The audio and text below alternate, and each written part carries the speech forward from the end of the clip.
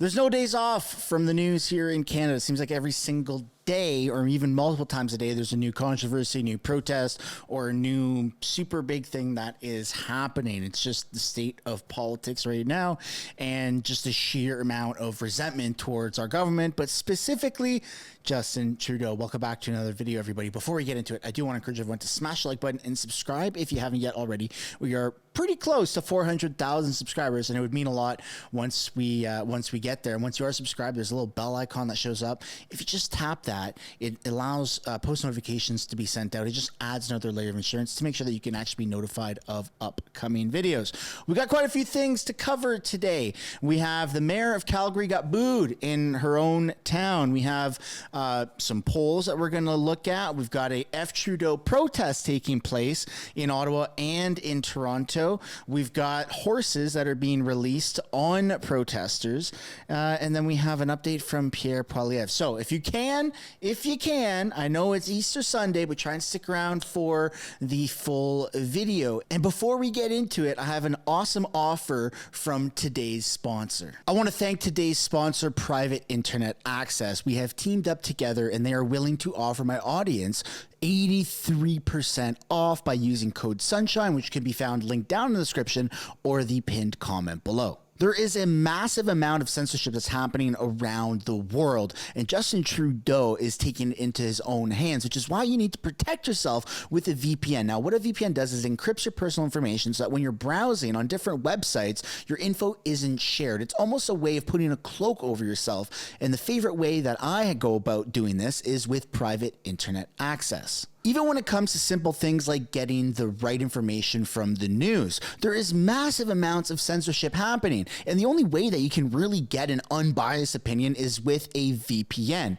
But above and beyond that, if you want to get different shows and movies on different platforms such as Netflix or Disney, and there's these geolocation restrictions, the only really way around that is with a VPN such as private internet access. Not only can you do that from a computer or a tablet, but you can also do that from your phone, which is why private internet access is the best way that I like to go about it. It's user-friendly, it's very affordable, and it's a best way of saying F you to the government. Once again, the link for private internet access and code SUNSHINE is linked down in the description or the pinned comment below. And just remember, the government doesn't want you to hide your identity, but you should take the matter into your hands. And that's why Private Internet Access and I have teamed up to offer you guys 83% off. Thank you, Private Internet Access, for sponsoring today's video. All right, so we have a bit of an update in the polls. Nothing significant, nothing too big, nothing bad, of course, but we've got the Conservatives still sitting at 210 projected.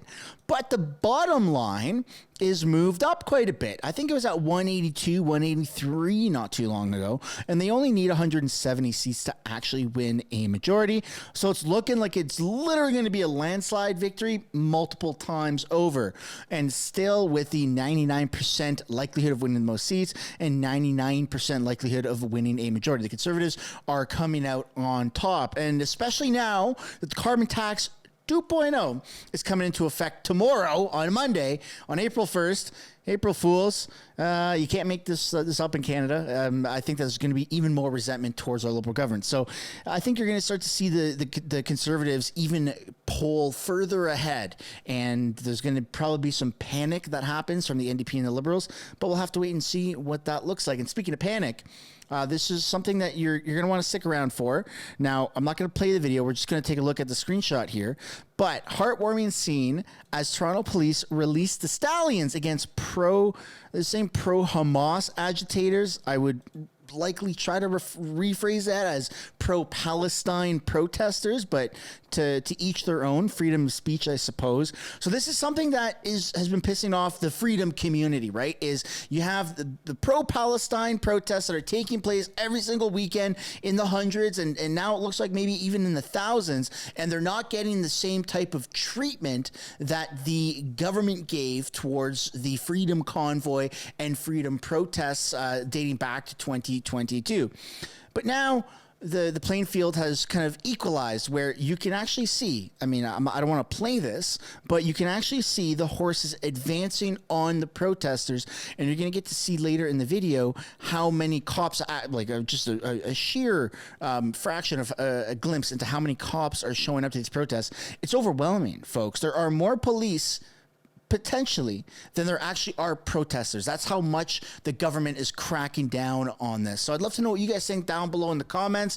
Even though there's freedom of speech, even though there's freedom of expression and freedom of assembly, are you pro the pro-Palestine protests taking place, or do you think that they should be shut down the way that the Freedom Convoy was? I look forward to reading the comments down below. Next up, we have the mayor of Calgary. So on running for mayor of Calgary again, Gondek said this: the times are not what they were. You need to make sure you're the right leader for the times you're in. You have to know in your heart that the type of change you want to bring about is the right change. That is very, very embarrassing. I got to tell you, walking out in front of a stadium full of your own hometown where you were the mayor and just being absolutely destroyed by your own citizens is embarrassing. And I mean, that's a very small level, but you see that way more with Justin Trudeau. And you're going to see it way more because people are frustrated. Normies are frustrated. People that don't even care about politics are being woken up to what's actually happening in Canada. Now, I can't make this up. This is a real thing. Toronto has put on the table a tax on rain and snow. They want to start charging homes and corporations when there's excess water caused by rain and snow. This country never ceases to amaze me with all these crazy taxes they keep coming up with. When does it stop? Here we go. Toronto has put on the table a tax on rain and snow. So the government of Toronto, the city of Toronto, the council, whatever, they want to start charging homes and corporations for when there's excess water caused by rain and snow on their properties that then has to run through our city pipes and run through our streets. So what they're claiming is that there's obviously, damage that happens, and then there's the cost of, I guess, the water going through all the pipes. But effectively, they want to start charging everybody for this. And I actually this city never ceases to amaze me. This country never ceases to amaze me with all of these crazy taxes that they keep coming up with.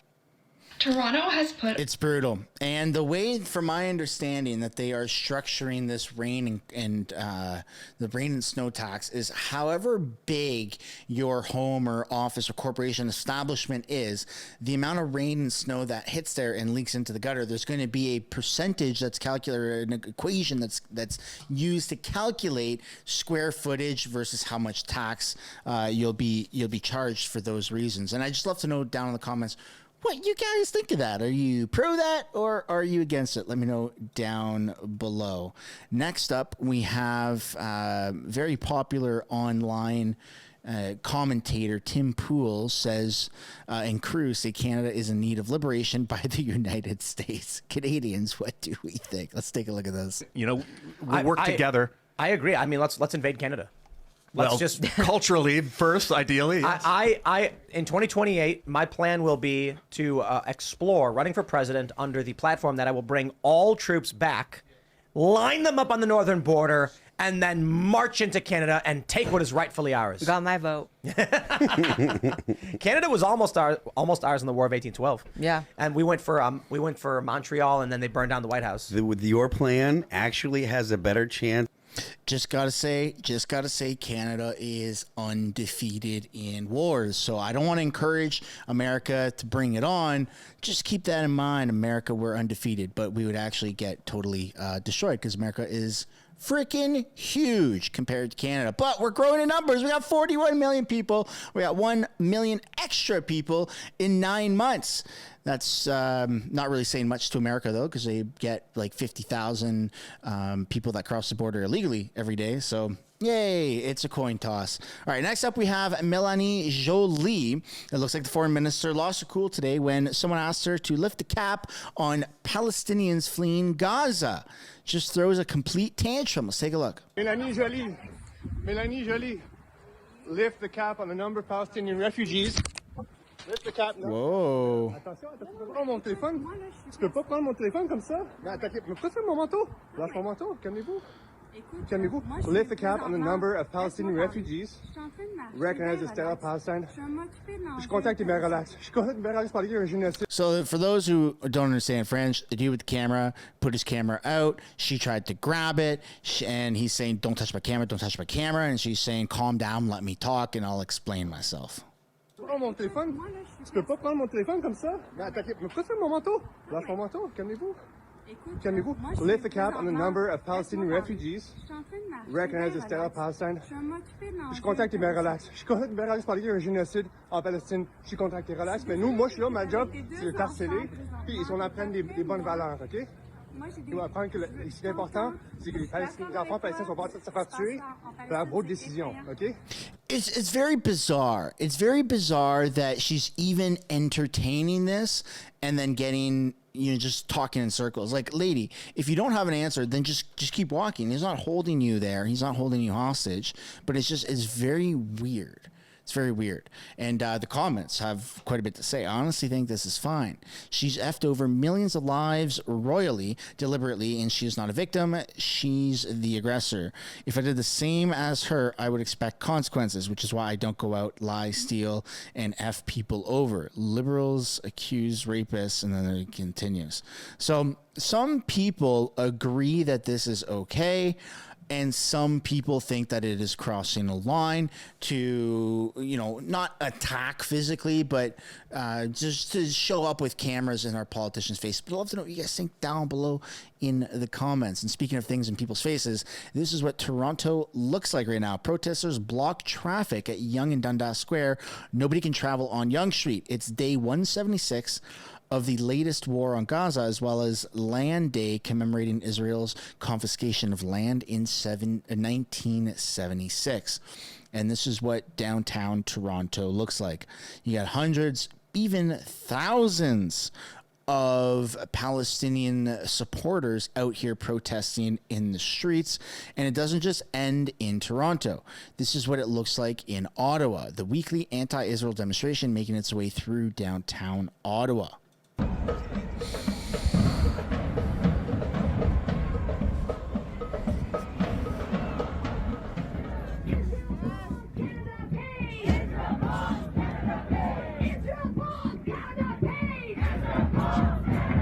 How many kids I could kill today?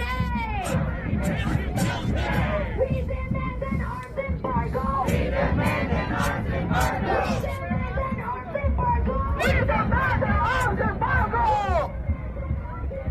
We demand an arms embargo. That's a lot of people, man. It's almost as many people that showed up to like some parts of the Freedom Convoy. That is a lot of people. If you guys aren't already following Daisy Media on X, I highly recommend that you do so, as well as Karima. They're very good. And then you have them sharing each other's footage here, saying some blockades are allowed. Let's take a look at this.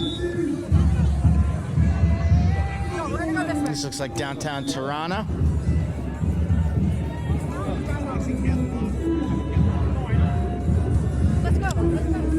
Just flooded with police. Where are we going? I don't understand. Regular That's a lot of people, folks. That's a lot of people. And this is just picking up steam across Canada, across every single weekend. It's getting more and more and more intense. And it's only going to pick up. And there's so many different reasons to protest our government, whether you are protesting and exerting your Canadian rights of freedom of assembly, and you're getting together and you're protesting for the support of pro-Palestine, agree, disagree, you're allowed to do that. That's fine, right? And then you have also the freedom movement, which is totally different than the pro-Palestine protesters, and they're protesting, the carbon tax. I mean, the carbon tax has its own protest, for crying out loud. I think there's a big one happening on April Fool's tomorrow. So just lots of different reasons to protest, and it doesn't seem like it's ever really going to end until this man here gets himself into that prime minister position. Let's take a look at what Pierre Poilievre has to say. Thank you very much, everyone, and it is great to be here in beautiful, sunshiny Manitoba today, and to have met with the province's new premier, Wab Kinew. We had a great discussion. I shared with him my common sense plan to axe the tax, build the homes, fix the budget, and stop the crime. I emphasized the forthcoming 23% April Fool's Day tax hike that Justin Trudeau and Jagmeet Singh are imposing on Manitobans, a tax hike that will make it harder for people to eat, heat, and house themselves, force seniors to choose between their medications and filling their fridge with groceries, a tax that will kill jobs and drive businesses out of our country to the United States, a tax that will harm our farmers and force us to buy more expensive and less nutritious foreign food rather than lower cost and higher quality Canadian food. And I emphasize the importance of spiking the hike and axing the tax. I've also talked about the need to build the homes. After 8 years of Trudeau and Jagmeet Singh, the housing costs have doubled to the point where young people can't start families anymore. In fact, people worry they might lose their homes. It takes 25 years in Toronto to save for a down payment. And I met a young guy who works at WestJet as I was getting off the plane. He said he makes $50,000 a year, and he can only afford a one-bedroom. And he and his wife are expecting a newborn. They don't know how they're going to raise a child in a tiny one-bedroom apartment, but they can't afford anything else after 8 years of Trudeau funding local bureaucracies that block home building. And my common sense plan is to incentivize municipalities to speed up and lower the cost of building permits, free up land, to let us build, sell 6,000 federal buildings and thousands of acres of federal land so that we can build homes that will be affordable. We need also, to make life affordable, we need to fix the budget. Inflationary deficits drive up the cost of living and the interest that we pay. And we need to cap spending and cut waste to balance the budget and bring down inflation and interest rates. We need to bring those costs down in safe communities. We need to bring in jail and not bail for repeat violent criminals, treatment, not more drugs for people who suffer from addiction, and stronger borders, not bans on hunting rifles to keep us safe from guns. I shared these views with the Premier. I won't speak for him other than to reiterate what he's already said publicly.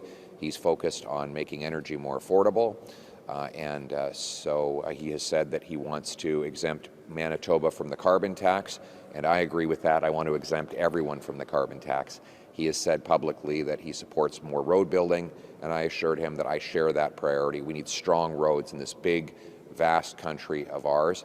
And he said he wants to have more economic development. I shared my agreement with him on that as well. We need to reduce the obstacles so that we can dig more mines, harvest more forestry, launch our ships from more ports, and bring home more paychecks for our people. So I thank the Premier for making time for me and reiterate. Man, this guy is awesome. I mean, he's checking all the boxes, at least with his speeches. It's about time that Canada has a leader that is focused on bringing things here to Canada, making Canada thrive.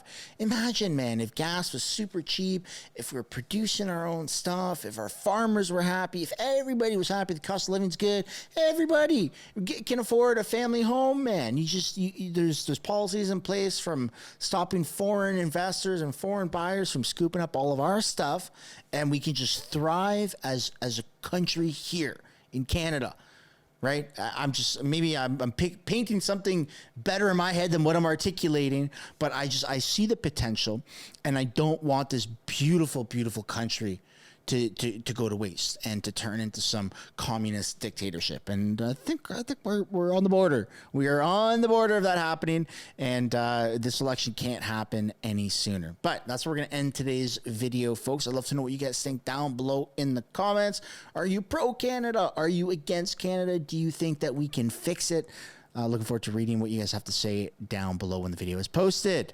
All right, I want one last thank you from today's sponsor, Private Internet Access. And on your way out, I'd like to encourage everyone to smash the like button, subscribe if you haven't yet already, and I'll see you guys in the next one. Bye for now.